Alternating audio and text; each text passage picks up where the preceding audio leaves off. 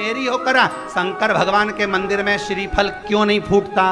शंकर जी के मंदिर में नारियल क्यों नहीं फोड़ा जाता? क्योंकि शंकर को अधूरा नहीं चाहिए, शंकर को पूर्ण चाहिए। चावल भी देना तो एक दाना देना, भले आखा देना पर टूटा मत देना। बेलपत्री देना एक देना पर खंडित मत देना। फूल देना एक देना पर मुरझाया मत देना। फल देना एक देना पर बेकार मत देना। मिठाई देना एक देना पर बेकार मत देना। भगवान कहते हैं मुझे जो दे वो पूर्ण देना। इसलिए शंकर जी के मंदिर में नारियल नहीं फूटता, क्योंकि उनको पूर्ण चाहिए, उनको पूरा चाहिए।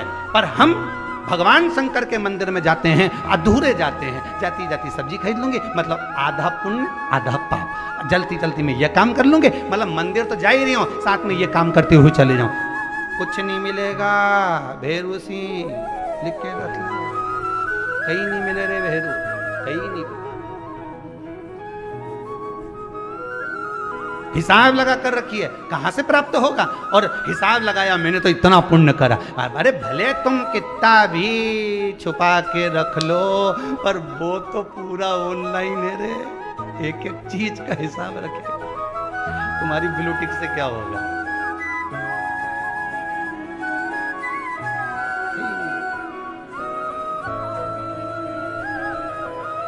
कुछ नहीं।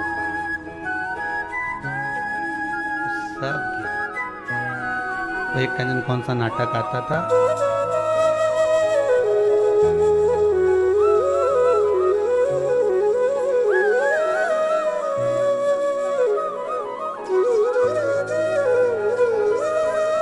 कोई किसी को अपशब्द नहीं कहता और कोई किसी को कुछ नहीं कहता। ये तो अपने विवेक की बात है। शंकर भगवान अगर आपके दिल में बैठे, हृदय में बैठे हैं, तो ये किसी ने बेवकूफ बनाकर नहीं बिठाया। ये आपके भीतर की रुचि भगवान शंकर के प्रति जागृत हुई, तब आप शिव के हो पाए, तब आप शंकर के हो पाए। शिव ऐसे ही नहीं मिल जाता है। अब इन दीदी ने भी तो प्रयास करा होगा कि एक लोटा पानी चढ़ाकर तो देखूं, शिव सुनेगा मेरी। और यह विश्वास रखकर उन्होंने जल चढ़ाया और पानी पिया, तो कैंसर जैसे बीमारी से भी मुक्त हुई है। कैंसर जैसी बीमारी को भी पीछे पछाड़ दी। ये भीतर की विश्वास, भीतर की दृढ़ता, भीतर का भरोसा, ये कहां से लाओ? और मेरी माताओं से, मेरी बहनों से, मेरे भाइयों से और मेरे जितने बंधु यहां बैठे हैं, बेटा बेटियां, सबसे निवेदन करूंगा, आप प्रतिदिन बिना शर्म के, बिना संकोच के एक लोटा जल चढ़ाने शिव मंदिर जरूर जाओ। वो तुम्हारा अंतिम समय तक हाथ नहीं छोड़ेगा, उछाल देता रहेगा, नीचे नहीं गिरने देगा। एक ठेला चलाने वाले से भी कहूंगा, एक भीख मांगने वाले से भी कहूंगा, कब तक भीख मांगोगे? और भगवान परमात्मा ने तुम्हें भीख मांगने के लिए नहीं भेजा है राष्ट्र में।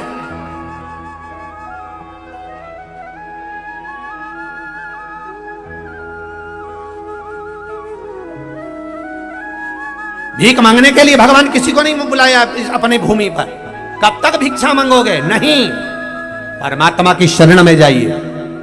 और एक निवेदन करूंगा सबसे, कर्जा किसी से मत लो, क्योंकि जिंदगी भर कर्जा का नाम है कर कर के जा, और उसी का नाम है कर्जा। जिंदगी भर चुका चुका के मर जाते हो, बच्चों को चुकाना पड़ता है। एक बार अगर कर्जा लेने की जरूरत पड़े तो मेरे महादेव के चरणों में जाकर 7 दिन लगातार घी का दिया लगाकर बेलपत्र समर्पित कर कर जल चढ़ाना। रोज एक बेलपत्री उठाकर घर में लेकर आना और उससे कहना कि तू कृपा करना कि मुझे कहीं कर्जा लेने की जरूरत नहीं पड़े और मेरा काम निकल जाए पूरा। एक पत्र आया है, एक पत्र में एक भाई दुकान के लिए कर्जा ले रहा है। देखिए उस पत्र में कितने सुंदर बात उसने कही।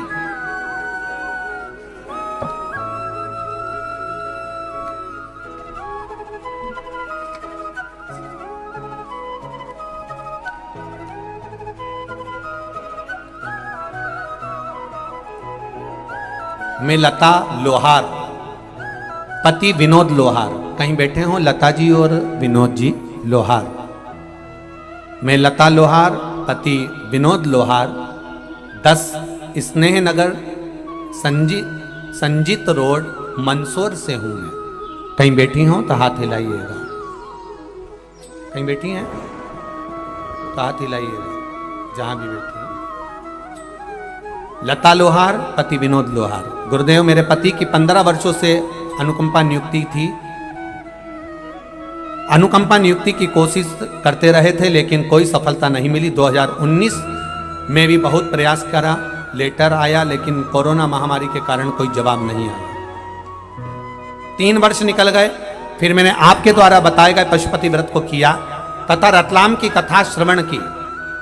कथा के पंडाल में आपने कहा था बैठकर कथा सुनने का जो लाभ है उसका फल मिलता जरूर है। मैंने कथा श्रवण करने रतलाम गई, वहां कथा सुनकर आई। मेरे पति द्वारा फिर एक बार मन में आया कि अब नौकरी नहीं लग रही तो दुकान लगाने का प्रयास करा जाए। दुकान लगाने के लिए कहा, पर पति ने कहा मैं कल दुकान की एग्रीमेंट करवाने जा रहा हूं, पर दुकान की पगड़ी ज्यादा है, 2.5 लाख रुपए की पगड़ी देना पड़ेगी, इतना पैसा कहां से आएगा। दुकान लगाने का मन में भाव आया। मैंने पशुपति व्रत प्रारंभ कर दिए और बाबा से कहा बाबा कर्जा ना करना पड़े ऐसी कृपा करना।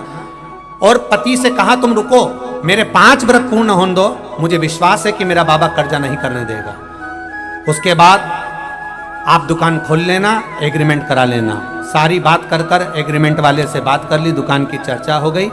और बाबा की कृपा देखिए गुरुदेव, केवल पशुपति व्रत करे, 8 दिन ही पूरे हुए, प्रार्थना करती रही और बाबा की कृपा से पति के पास विभाग द्वारा पत्र आया कि आपकी ड्यूटी विभाग में, डॉक्यूमेंट विभाग में जमा कर दिए गए हैं तथा मेरे पति के सारे डॉक्यूमेंट जमा हो गए और मात्र 3 महीने के अंदर 15 वर्ष से जिस नौकरी के पीछे लगे थे बाबा ने वो नौकरी सरकारी मेरे पति को दे दी और कर्जा नहीं करने दिया। ये शिव है, ये शंकर है। जहां पर बैठे हो लता लोहार श्रीमती और पति विनोद लोहार 10 स्नेह नगर संजीत रोड मंदसौर मध्य प्रदेश से हैं। ये शिव तत्व है, ये शंकर, ये औघड़ी।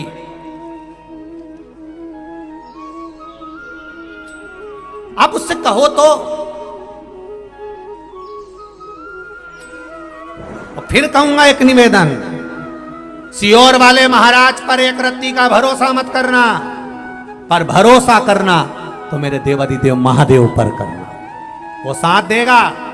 सियोर वाला तो यही रह जाएगा, ऊपर तक तो मेरा महादेव ही जाएगा। कौन किसके साथ गया है? आपको दुख आया तो क्या कोई आकर खड़ा हो जाएगा कि सियोर वाला महाराज आकर खड़ा हो जाएगा?